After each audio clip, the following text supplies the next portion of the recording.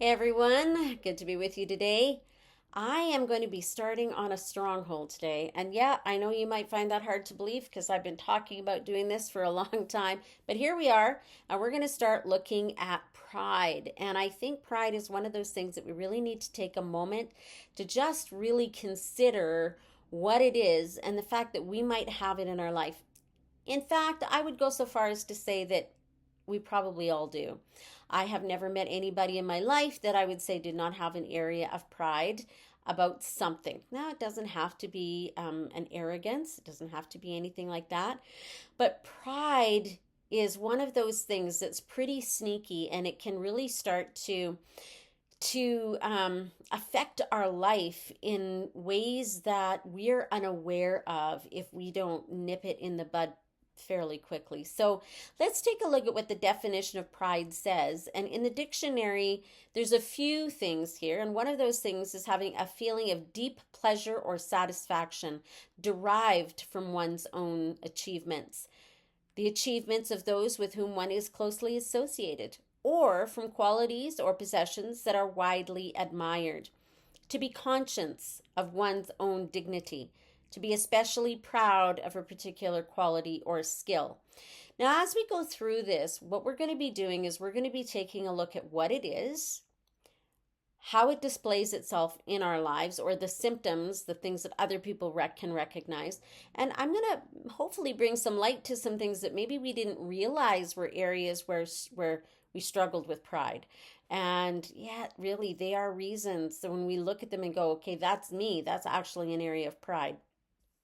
And so as we look at this, we're going to also take a look at how to bring it down, how to get rid of it, and also how it affects our lives, right? And so we know what the Bible has to say about pride. We know that God doesn't like it. He wants us to walk in humility. We know that. That's what the scripture says. So here's the thing. I'm going to ask you a question, and then we're going to move on from there. So my question is this. Have you ever known anybody that you would describe as being proud? Now, you could probably think of people right away. But then I want to ask you, do people see you as being proud? Because we have areas in our life that need to be surrendered to the Lordship of Jesus Christ. And so, in looking at this, if we looked at pride on a scale, not everybody who has pride is at the high level of a 10. Some are, somewhere between 1 and 3. They kind of bounce around in the lower levels of pride. But they have a good dose of humility, and they're able to, to walk with other people and just serve the Lord and be good, honest, hardworking people walking and waffling in these little areas here. But you can have a middle of the road pride where sometimes it's a little bit too much, and you're like, okay, I know that I was talking out of turn. I was saying things I shouldn't have said. I made it all about me. Those are things that you're going, okay, that's kind of a middle of the road. But if you're at the top of that, the 10, 9, 10, you're probably not going to realize that you made it all about you. You're probably not going to realize that your pride is the thing that people are seeing when you enter a room or when you're having a conversation. It might not look like that. You might not recognize it. So, if again, the question is, have you ever known anybody that you would describe as proud? And how would other people describe you in the level of pride that you have? You know, um, when I was growing up, there was I remember this for whatever reason. I remember it. There was a woman. She was probably in her mid 70s, I think, when she passed away, and I had met her a handful of times. Uh, in the small community that I lived in, everyone who knew who she wasn't particularly warm. She wasn't particularly, engaging. And at her death, the phrase that came forward a lot was she was a very proud person. And so I don't know why I remembered that, just that I just went, no. And when I remember now, when I think of that statement, I think of this thin, tall woman with a stance, right? That everywhere she went, that she carried this level of dignity that was beyond the community that I grew up in. And so it made her a little bit difficult to talk to. and made it difficult for her to ask for help from other people as well. And so when she passed, I think she died of a heart attack, if I remember correctly. And at her death, that was the one phrase that most people mentioned. And I thought that was, very interesting. Who knew why I remembered that, other than I found it because it, well, like I said, it wasn't that she just was very cool in, and not cold, but cool in her interactions with other people. There was an expectation that people would do what she asked. Perhaps you know what I'm talking about in that. So let's take a look at what pride can look like. So, pride can look like being proud of your accomplishments, right? That's one of the things it mentions in the definition of pride. Pride, sports accomplishments, physical strength, beauty.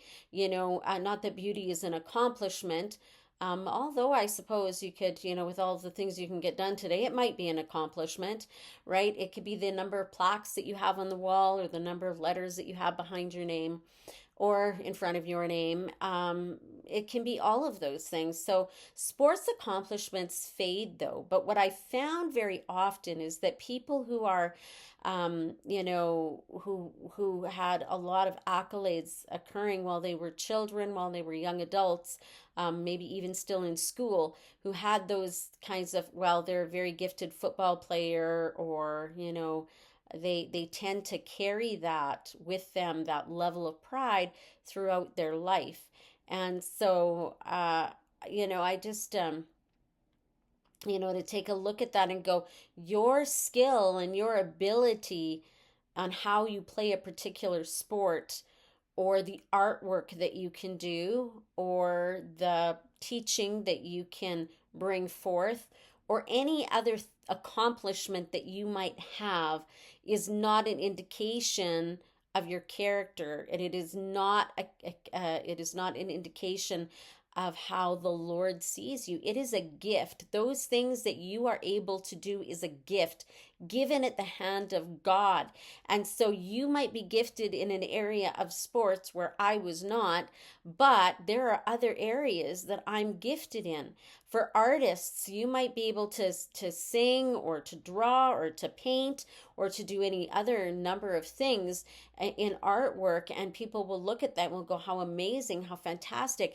But can you really take credit for it in the long run? Or is that just a gift that the Lord has given to you, and you're able to now walk that thing out because you've tapped into it? So this is where, pride in our accomplishments, pride in the ability to be, to rise up in a company, is the favor of God. Maybe you've worked hard. Maybe you haven't. I'm not going to say that you haven't. All of those things can be very, very true. But I think, to look at it and go, how is it that I have the capability to be able to run a multi-person network, or, be the CEO of a company? Is that because something that you've owned in your life? Probably not. It's probably a gift given by the Lord. And beauty is fading, but at the same time, it is something that a lot of people, men and women, can be very proud of. So accomplishments, for people who are writing books or have written books, you can be very proud of the fact that you've written a book. It's like one of the things that pride wants to do is it's never satisfied. Pride is never satisfied. It always wants to have more. So, you might want to, lead a prayer group. So you start to lead the prayer group. Then you want to be on the stage and worship. So then you're leading the prayer group, and you're on the stage. And then maybe you want to teach, and then you want to have a ministry, and then and there's no satisfaction in pride, right? Like, because you've got to maintain that. So accomplishments, those are some areas that people can be very proud of. We could also be very proud of our children's accomplishments, right? And again, there's a healthy side of being proud of our children's accomplishments, and an unhealthy side to our children's accomplishments, or our grandchildren. Now, I don't know about you, but my grandchildren are perfect, all of them. They're all adorable, and I think, that, this grandma's heart couldn't be prouder of all of them. However, it becomes a problem if looking at my grandchildren and their accomplishments, or my children and their accomplishments, cancels the accomplishments and of your children and grandchildren, then it becomes a problem, right? I think it's reasonable to expect that people are proud of their kids and their grandkids, but to cancel or to downplay the other people's accomplishments in their children, that's where it becomes problematic for us. So we can be proud of our spouse and the things that they've done, or the, the ministry that they have, or the way that they might be able to handle certain things. And we could be proud of our pastor, that their ministry is growing, and they've now gone into another country, or they have multiple church sites, or they're just an amazing teacher. We can be proud of our pastor, but again, it's the praise that we give them. Does it belong to them, or does it belong to the Lord? And this, of course, goes for friends and colleagues, and the list is endless in that. But one of the biggest things here that I think that we can struggle with is our pride in our possessions. And that's a big thing here. That's a big thing in North America, our possessions. What does our house look like? How big is our house? How many square footage is it? Did you buy it? Do you own it? Like, do you own it outright, or are you still making payments on it? What kind of car do you drive? Do you have a Gucci bag? Like, do you get your nails, do you get your eyelashes done, or do you use mascara, right? Like all these beauty things, and the designer names and the designer clothes and all of those things.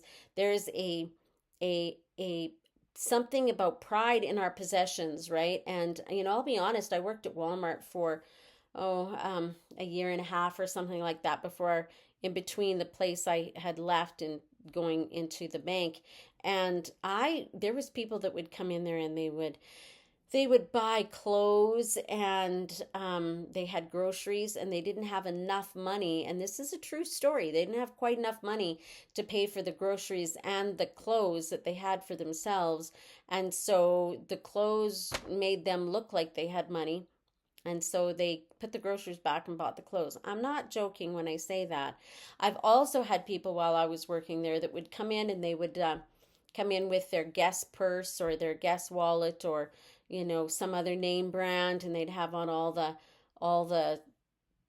labels, and then they would go to pay for their purchase, and none of the credit cards worked, and their debit card didn't work.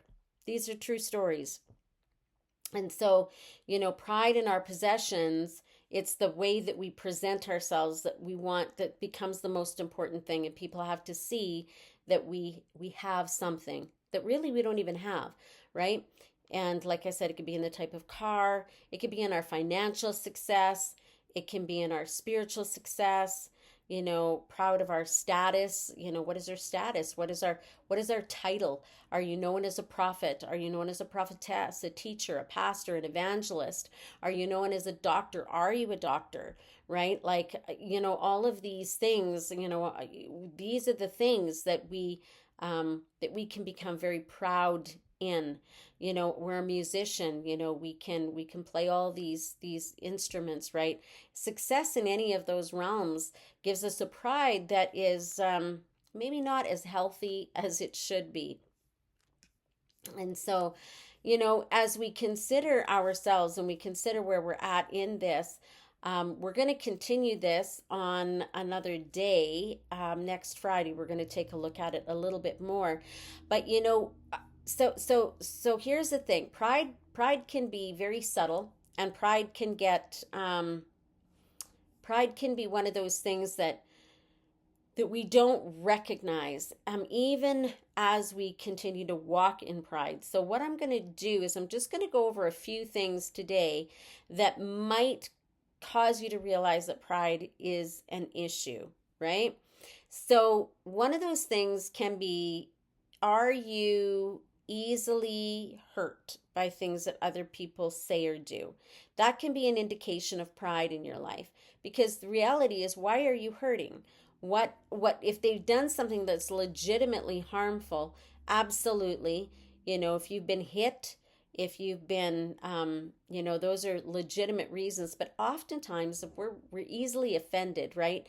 We get into this place where we feel things, and we think things that haven't actually been said, and that can be That can be a symptom. That can be one of those things that we see that is in ourselves, that is a pride issue.